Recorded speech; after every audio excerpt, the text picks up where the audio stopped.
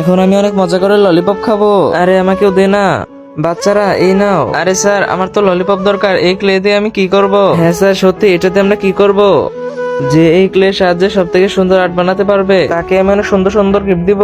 ঠিক আছে স্যার, এখন তাড়াতাড়ি বানিয়ে ফেলি, দেখি কাঠটা সব থেকে সুন্দর হয় আর কে সব থেকে ভালো গিফট পায়। আমি তো অনেক সুন্দর করে একটা গোলাপ ফুল বানাইতেছি। আরে সবাই তো বানিয়ে ফেলছে প্রায়, এখন আমি কি বানাবো? দেখি তো কে কি বানাইতেছে। আমি তো সুন্দর একটা টেডি বানাইতেছি আর আমি গোলাপ বানাইতেছি। আমার টেডিটা একটু রং করে নেই। স্যার আমাদের আর্ট তো হয়ে গেছে। স্যার আমি একটা পুতুল আঁকাইছি আর আমি গোলাপ। ভেরি গুড বাচ্চারা, তোমরা অনেক ভালো আঁকাইছো, এই নাও তোমাদের গিফট। ইয়ে হে, আরে এরা তো ক্লের সাহায্যে অনেক সুন্দর সুন্দর আর্ট বানাইছে আর এদিকে আমি এখনো তো আর্ট বানানো শুরু করলাম না আর এরা তো কত সুন্দর সুন্দর গিফট পাইছে। আরে এখন আমি কি বানাই? হ্যাঁ আমি এখন অনেক সুন্দর একটা জিনিস বানাবো, তাড়াতাড়ি বানাই। আরে এটা তো ভূত হয়ে গেল। আরে এটা তো আমার দ্বারা হচ্ছেও না, এখন আমি কি বানাবো? আরে এই গিফটের ভিতর কি থাকতে পারে? হ্যাঁ আইডিয়া, আমার ললিপপের উপর এই ক্লেটা দিয়ে দেই আর আমার আর্ট তো হয়ে গেছে।